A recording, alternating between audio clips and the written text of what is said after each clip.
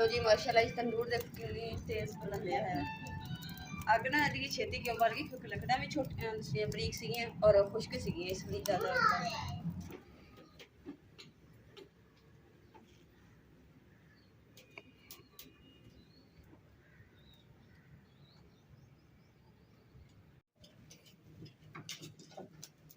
बिस्मिल्लाहिर्रहमानिर्रहीम अस्सलाम वालेकुम। उम्मीद करती मेरे भैन भरा जी ठीक होणगे। अल्हम्दुलिल्लाह असीं भी ठीक। अल्लाह पाक तुहानू खुश रखे आबाद रखे। ते अज लोग करदे शुरू ते और मेरी सारी फैमिली नू प्यारी फैमिली नू ईद दा दूसरा दिन मुबारक। और माशाल्लाह जी ईद दा दूसरे दिन जेड़ा ना साडा पहला जेड़ा नाश्ता जी हो रहा वा ईद दा। और क्योंकि पहले दिन तो जी सुबह के टाइम होंगे मिठिया सेवियां इदां दियां चीज़ां ते अज गी जेड़ा ना सी चाय ते पराठा चाय जेड़ी मैं ऊपर रख दी बिस्मिल्लाह कर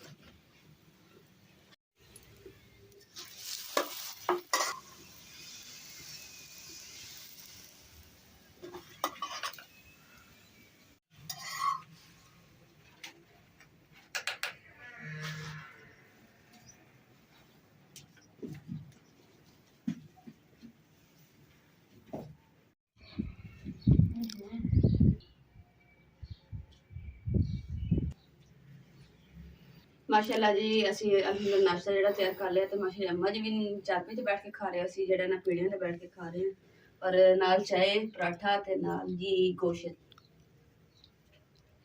अल्हम्दुलिल्लाह जी खाना शाना ते खा लिया वा ते हुण सफाई वगैरह कर लैने हैं।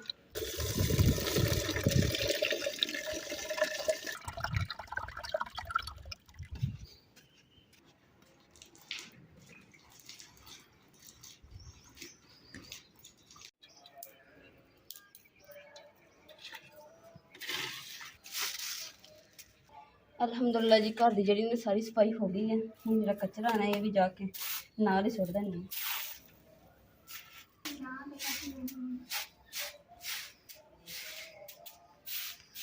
रंगीली जी ना साड़ी भी मिट्टी ना भरी पई है ते ना रंगीली नाराज ना होवे ना इस करके भी पहले साफ कर देने।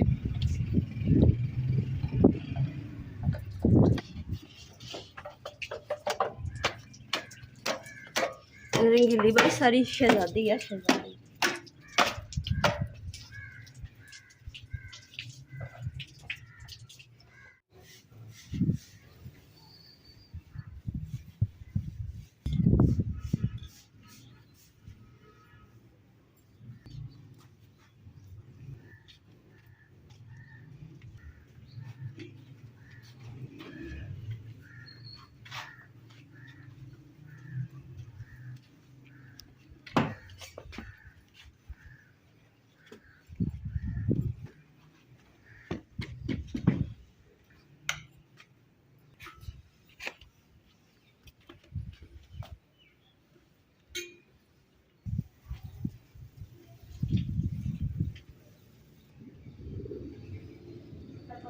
वेड़े च कमरे च हो गई सफाई तो हम रह गई सिर्फ किचन क्योंकि किचन से समान पिया इस करके हूँ जो ना सारा कुछ बाहर सैट कर दिता हम किचन खाली साफ कर देनी।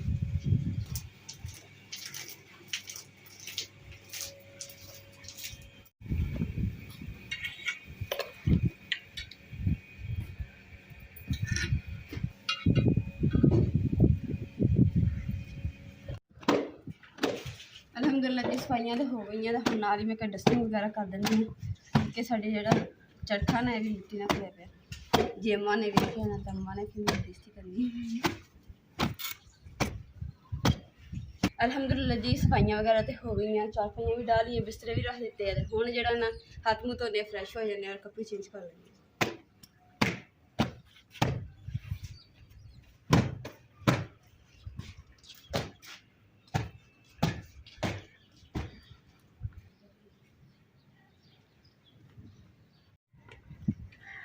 माशाल्लाह जी फ्रैश भी हो गए हैं और माशाल्लाह खूबसूरत हवा भी चलन दी है ते नाले हुण जी खाने शाम के खाने का तैयारी करते हैं। और अज जड़ा ना अम्मा जी देखो माशाल्लाह जी तैयारी कर रहे, तैयार श्यार हो रहे हैं, अपनी तैयारियां मुकम्मल कर रहे हैं। किस लिए कर रहे हैं? क्योंकि अम्मा जी ने जाना वा जी अपने भरा दे कोल मिलन वास्ते ते अम्मा जी का भांजा आ रहा वा ते इस करके अम्मा जी की तैयारियां कर रही है। अम्मा जी किन्ने दिन रह के आओगे?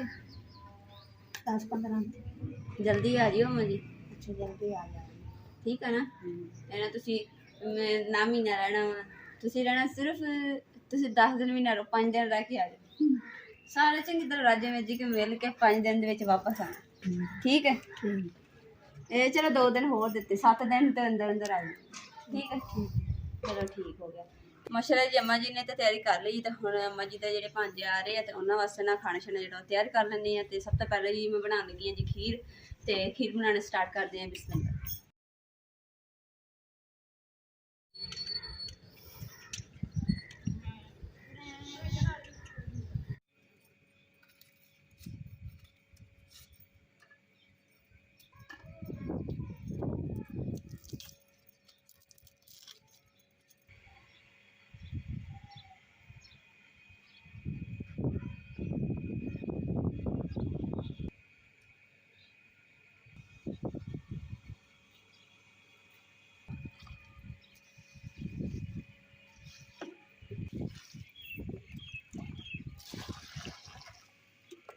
लो जी माशाल्लाह जी हांडी जी ने मैं ऊपर रख दी थी क्योंकि मसाला जो ना कुटने वाला सी, इसलिए प्याज खराब जल्दी जाए तो जिसकी थले लाती नाले। माशाल्लाह जी मेहमान भी आ गए थे, मेहमान कह रहे कि तंदूर की रोटी खानी है। तंदूर की रोटी भी असं खुद अपने हाथ में बनानी है। तो चलो जी अज ने साढ़े मेहमान बनानी है रोटी, तो नाल मैं हांडी जी तैयार कर दूँगी तो फिर सारे बैठ के इंशाल्लाह रात का खाना खाओ।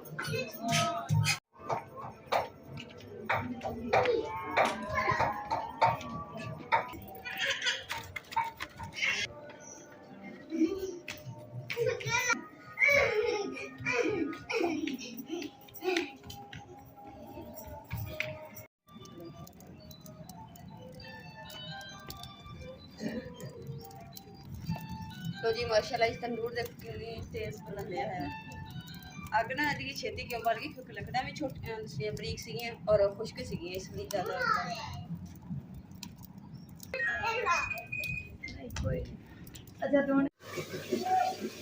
अल्हम्दुलिल्लाह जी मसाला साढ़ा जेह्ड़ा तैयार हो गया। तो नाल ही मैं अज बनान लगी जी चिकन वाला सालन।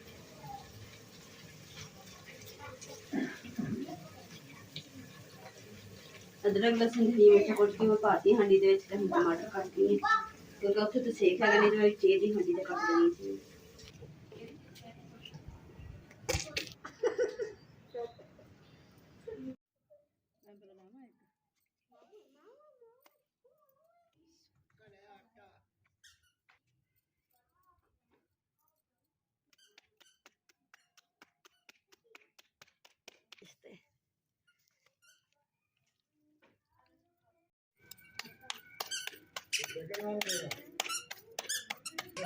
जी माशाल्लाह रोटियां देखो जी,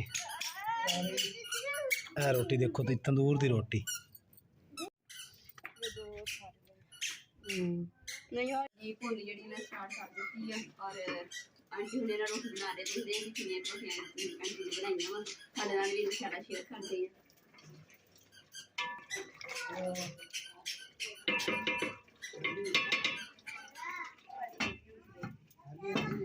चलो जी रोटियां देखो कितनी प्यारियां बनी हैं, 1 2 3 4 5 6 7 8 रोटियां माशाल्लाह जी बन गई और बड़ियां भी देखो कितनी शाइनिंग वाली माशाल्लाह। अग ना घट थोड़ी सी, इस करके ना लकड़ा होर पाइयां तो थोड़ी होर रोटी बनावांगे क्योंकि तंदूर ना ठंडा हो गया। तंदूरी रोटियां भी बन गई है तो हम जो मेहमानों को खाना भी खिलाते हैं। और जो ब्लॉग है साढ़ा लंबा हो रहा है, इस करके असं इतने ब्लॉग का एंड करांगे। उम्मीद करते हैं कि साढ़े भैन भरावां को अज दा ब्लॉग पसंद आएगा। तो साढ़े चैनल लाइक करो, शेयर करो, सबसक्राइब करो और अपनी फैमिली को शेयर करो। अल्लाह पाक खुश रखिए, आबाद रखिए ना, और अपनी फैमिली को ज़्यादा क्या रखिए। अल्लाह हाफिज़।